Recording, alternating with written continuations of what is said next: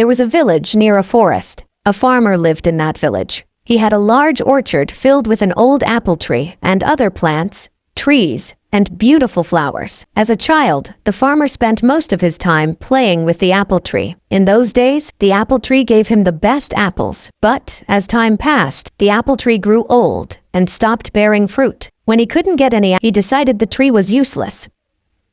So, he decided to use the wood to make some new furniture. He figured that since the tree was old and large, it didn't need repairing and would make excellent furniture. The farmer had forgotten that he had spent his entire childhood climbing the tree and eating its apples. Now the apple tree was home to many small animals in the neighborhood. These included squirrels, sparrows, and a variety of birds and insects. When the farmer took his axe and began chopping down the tree, all the small animals rushed down. They all began to plead with the farmer. They gathered around him and said, "Please don't cut down the tree. When you were little, we used to play with you under this tree. This is our home, and we have no other place to go." The farmer remained adamant. He picked up his axe and began to chop down the tree. Then the squirrel cried out, "Please don't destroy my home and my children." The little birds cried out, "Please don't destroy my nest."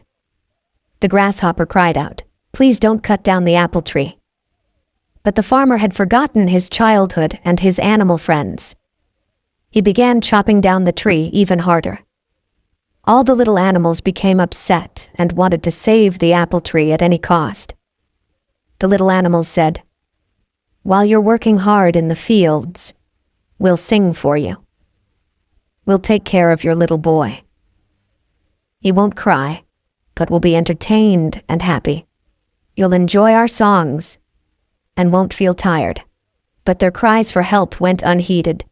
Despite all their requests, the farmer continued cutting down the tree. Suddenly, the farmer saw something shining. Looking at it, he realized it was a beehive, full of honey. He took some and put it in his mouth. As he ate, the taste of the honey awakened the little boy within him. Suddenly, memories of his childhood came flooding back. The honey tasted so good that he wanted more. It filled him with joy. He smiled and said, "It tastes wonderful." When all the animals noticed the change in the farmer's attitude, they said in unison, "I will always give you sweet honey," said the bee.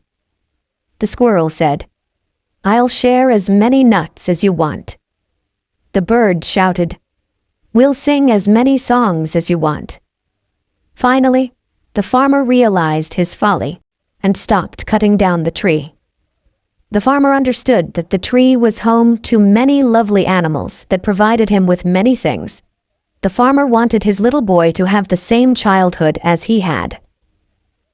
Morale: every living thing in nature is useful for something.